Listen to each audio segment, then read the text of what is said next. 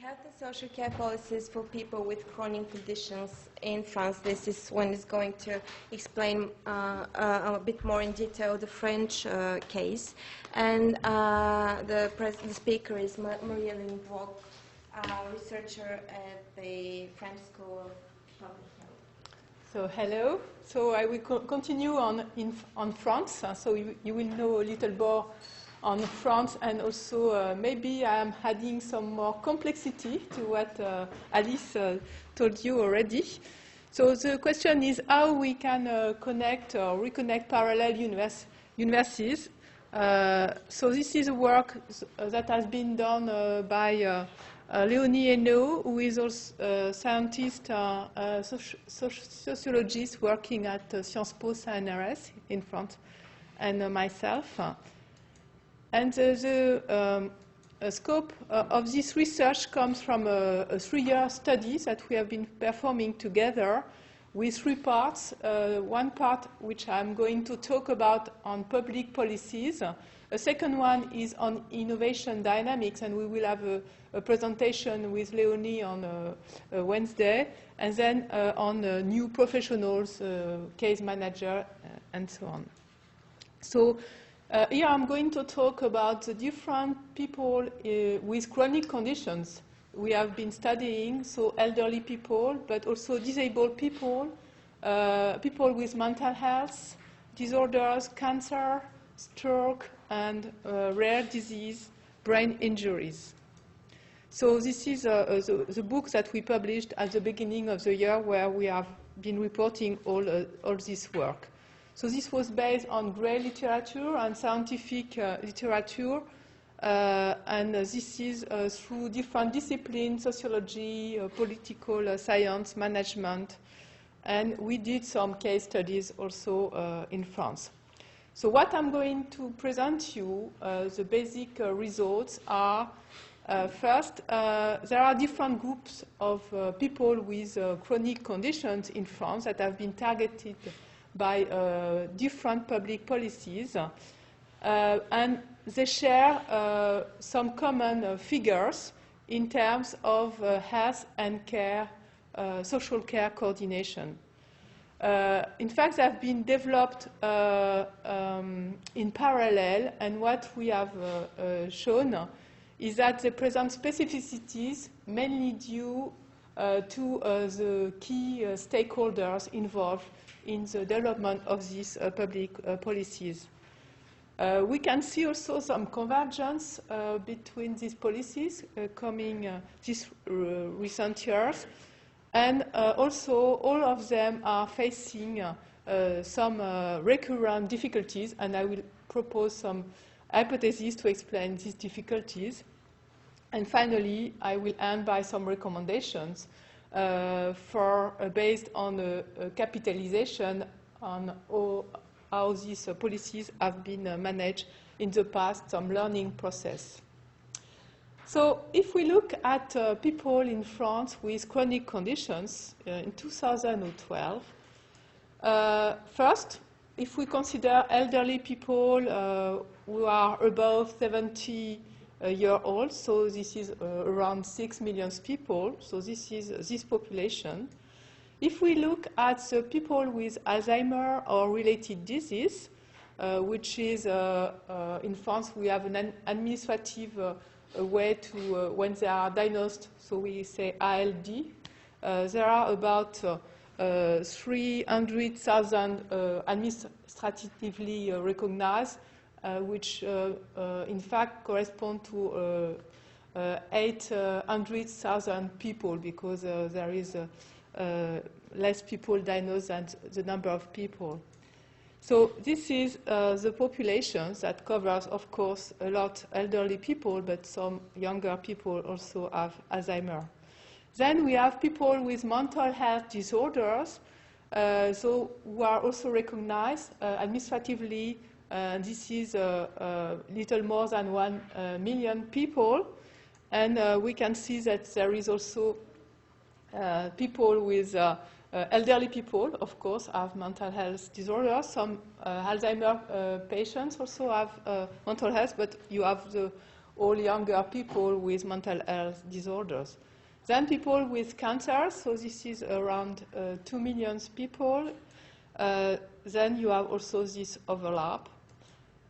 People with rare disease, so this is about 3 million people altogether, so this is a not rare population. And you can see also the population there with some overlap with elderly, mental health, etc., and cancer. And we have also people with, who have had a stroke or brain injury, so this is every year a new 300,000 people. And finally, what we call disabled people, so there are a lot of difficulty to identify this population. You can have different ways, but this is roughly 6 million people who are covering, of course, all these people. So you see the overlap between these different people, and of course, what happened to persons who are under different regimes, policies. So if you look at an elderly person having a stroke and a cancer, there would be, between a doctor and a nurse, so following different policies that can be a problem for him. So what are the common issues faced by the person with chronic conditions with regards to care, coordination and integration, as Alice has been speaking about? The first thing, if you look at all these schemes that have been developed by the time in France, for example, this is the case for elderly people. So this is the all different types of settings that you can find. So you can see if you have an Alzheimer disease and you don't know who you have to go to find the good care.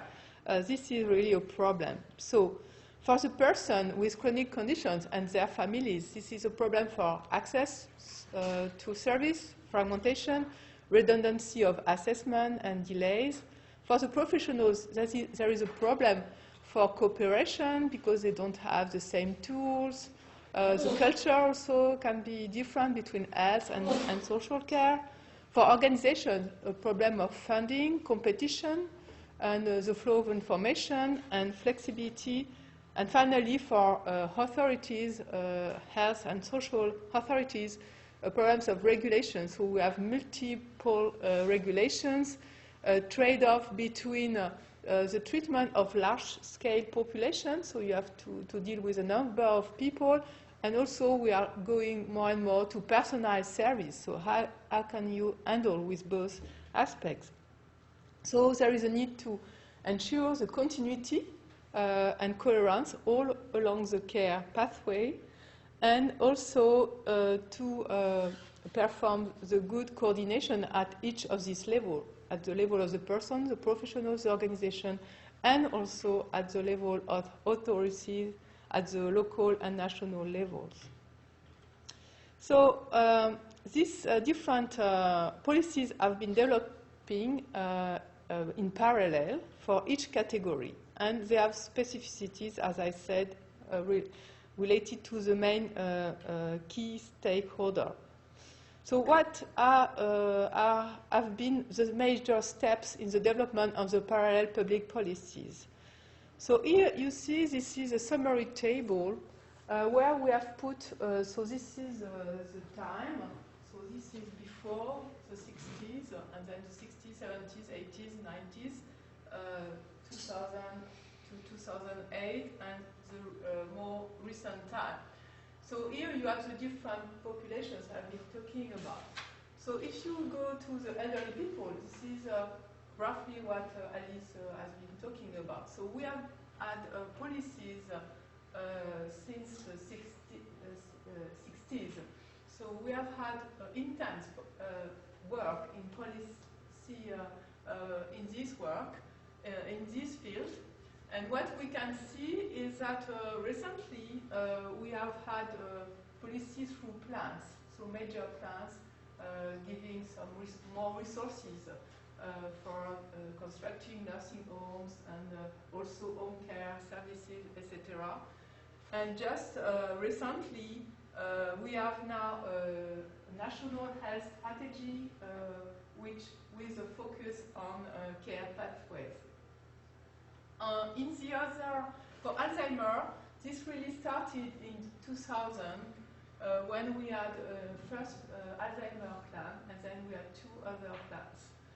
For mental health, in fact, since the 60s, we had already what we call in French sector, the creation of sectors, so putting together a professional hospital and psychiatrists, liberal psychiatrists, GPs in a region together.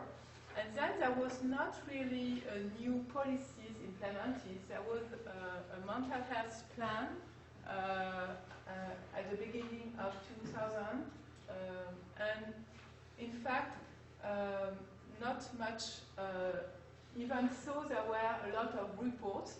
So here is the intensity of reporting, public reports we had. So we see in the elderly field we had a lot of reports saying giving a diagnosis of the situation and proposing some new solutions. So mental health has been very, and you will see the list of the most recent reports. For cancer, this was from a long time based on hospitals and research, clinical research. And there was 3 also recent plans. For stroke and brain injury, this was a more recent issue, which started 2009. For rare disease and the rare disabilities, this was also more recent with plans. And disabled persons, in fact, there was no plan. There were acts, 2 generation of acts, 2 in 75, and also 1 in 2005. So that's the way they develop, but in silos, I would say. So I don't go back to the definition of coordination that Alice spoke about, and the different schemes that you have seen Alice has been talking about. So if we look at what these acts, these plans have been implementing in terms of schemes, so I will not explain to you each wording what it means, but this is just to show, so this millefeuille, here you have the list of the different schemes that have been implemented, and none of them disappeared, so they just added to each other. With the most recent, this is care pathways projects now. We are not talking about schemes, but more projects to integrate at the local level all the different schemes. For Alzheimer, so we have the memory clinics, as you may have also in your countries, and that was this Maya integrating process with the case managers attached to the Maya for complex needs. For mental health, we have had also creation of different settings.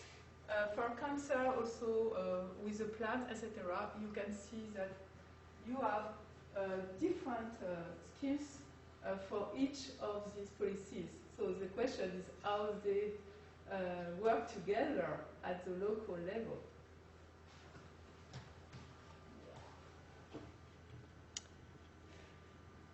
So if we look at the specificities for each policy, for elderly people, so we have defined 3 levels: the governance, the main stakeholders, and what are the specificities. So elderly people in France, there is a ministry in charge of elderly people. Sometimes it's together with disabled people, but there is a ministry.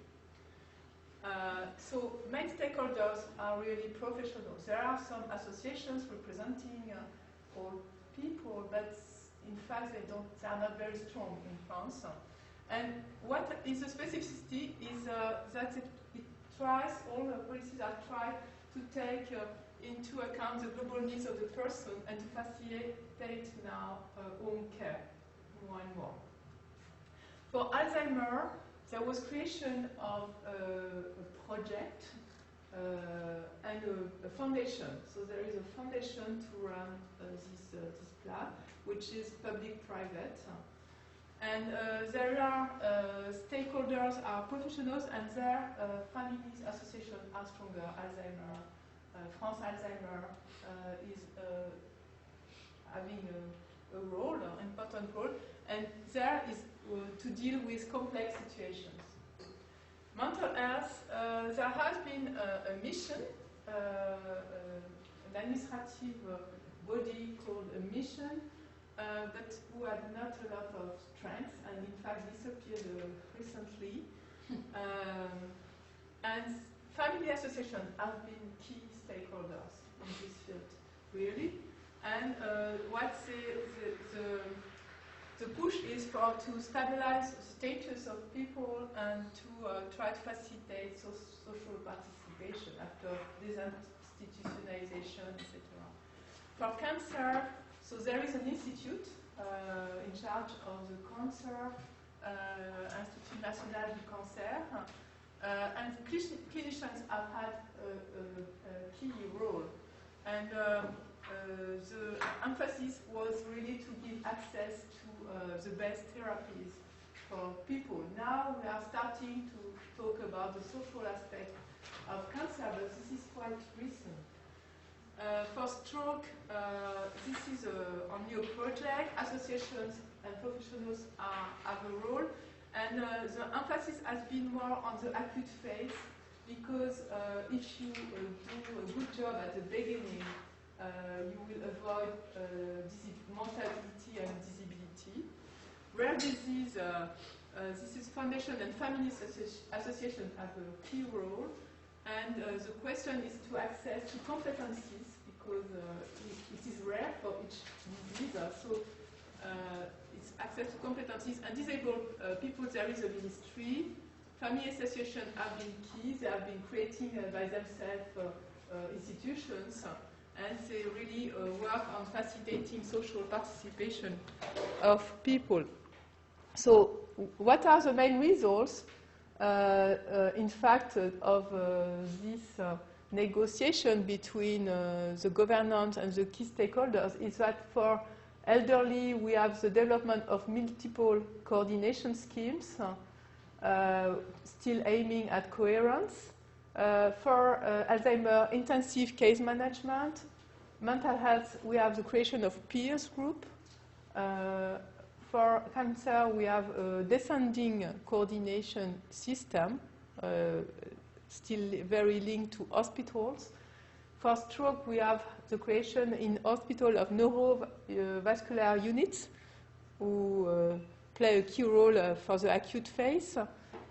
For rare disease, creation of a network of reference centers. So we have national reference centers for each disease who are connected together.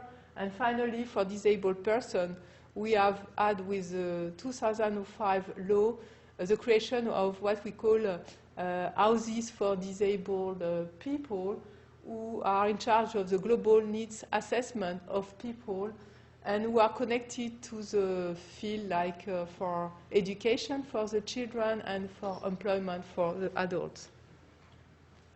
So what are the convergence for each of these policies? In fact, the big change is coming from the 2004 Public Health Act. In terms of process, now these plans have an assessment each 3 to 4 years through a new body, which is called the High Council for Public Health, and in link with the National Health Conference, which includes representatives of end users. So this is starting to give some capitalization on what are the impact of these policies, because we didn't have it before. In terms of content, what we see is each of them are aiming at increasing the involvement of general practitioners, which is good, But the problem is that in parallel, they have many duties.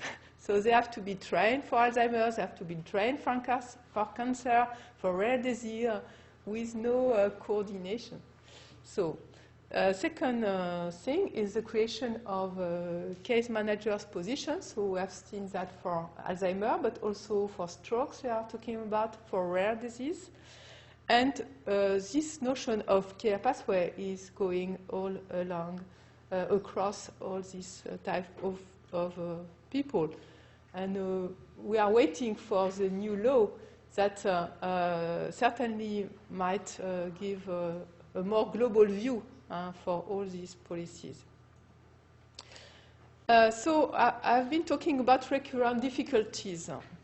So there have been many reports, as I said, and they were too superficial, in fact, to really identify what were the key issues and what then should be the good response. So we have seen for elderly repeatedly creating coordination schemes. For mental health, I would say, I don't know if you know the garbage can model. In fact, there are many issues who cover themselves. So not giving the response to the right question. And for example, an issue in France, maybe it's the same for other countries, is between psychiatrists. There are different schools, and between hospital and home care. So this is a lot of debates, and they have difficulties to go further.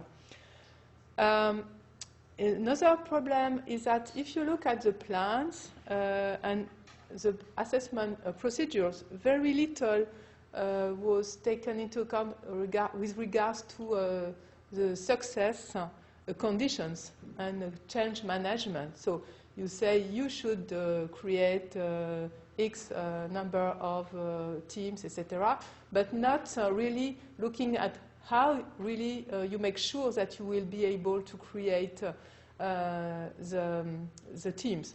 So sometimes even resources were not all identified, but also in terms of change management, when people have to start to work together, it's not easy, so you have maybe to have some meetings or training. Or so.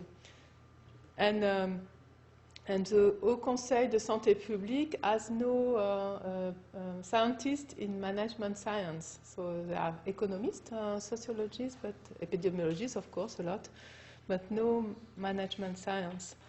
And also there are institutional hurdles, so lack of resources, the fact that there are a lot of regulatory texts, but which are not always operational. There is a path dependency phenomena linked to the inertia of the system, and also in France we have health insurance, we have the local authorities who have their own logic, and bureaucratic compartmentalization.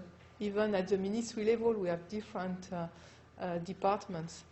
And finally, there was weak participation of end users and professionals, which is a little changing now.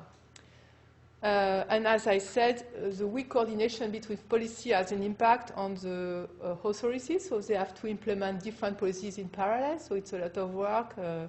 For professional GPs, I spoke about, and for the persons, of course, this can be a problem if they are under different chronic conditions. So this is a list of reports in mental health, just to show you the list for the last 10 years, sorry.